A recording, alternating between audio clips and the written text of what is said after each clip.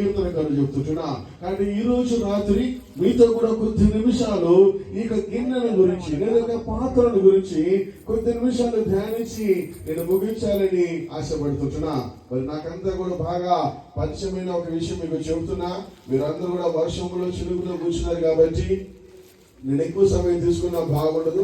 కృత్రిమగా మాట్లాడిన వారు తిరుగా ఆహ్వానింపబడదనే రహస్యం నాకు తెలుసు కాబట్టి ఎక్కువ సమయాన్ని తీసుకోక ఎంత దూరం కృప్తపరచగలనో అంత దూరం కృప్తపరిచి మీతో మాట్లాడి నేను ముగించాలని కూడా ఆశపడుతున్నా.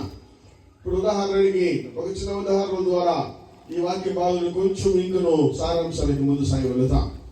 సంవత్సరాలు మారుతూ ఉంటాయి.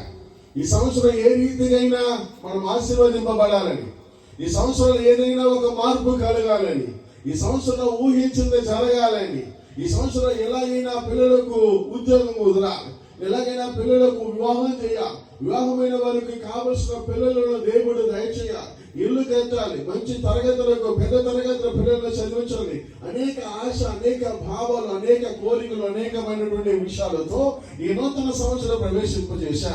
ఈ నూతన సంవత్సరం వచ్చిన మనము మన కోరికలన్నీ సిద్ధింపచేసి నా గిన్నె నిండి పొర్లుచున్నదనేటువంటి సాక్ష్యం మనం